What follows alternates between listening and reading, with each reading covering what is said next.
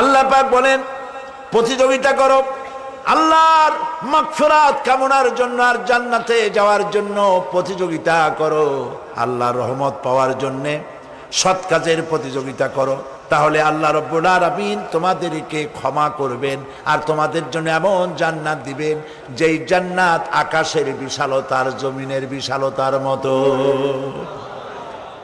এই বিরাট জান্নাত তোমাদেরকে দিবেন। এই জান্নাত চিরস্থায়ী সুখ এবং শান্তি জায়গা হবে। মাসালুল জান্নাতিল্লাতী উইদাল মুত্তাকুন ফিহা আনহারুম মিন মাইন গায়রি আসিনিন ওয়া আনহারুম মিন লাবানিন লাম ইয়াতাগায়্যার তা'আমুহু।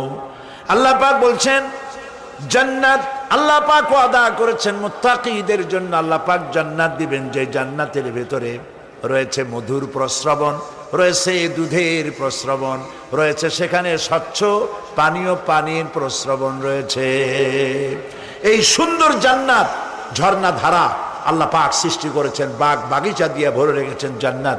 সেই জান্নাত হবে এয়ার কন্ডিশন, রৌদ্রের তাপ হবে না সেখানে, রৌদ্রের খরতাপ হবে না সেখানে, ঠান্ডার প্রচন্ডতা থাকবে না। কিরকম হবে জায়গাটা? আল্লাহ পাক বলছেন মুত্তাকিনা আলাল আরাইকি লা ইয়ারাউনা ফিহা শামসান ওয়ালা জামহারিরা ওয়া দানিয়াতান আলাইহিম যিলালুহা ওয়া যুল্লিলাত কুতুফুহা তাযলিলা। আল্লাহ পাক এমন জান্নাত রেখেছেন, সেই আল্লাহ পাক সেই জান্নাতের ভিতরে জান্নাতীরা ঠেস লাগায়া মুখোমুখি অবস্থায় তারা সেখানে বসবে, আর জান্নাতীদের মনের মধ্যে কোনো দুঃখ থাকবে না, পেরেশানি থাকবে না।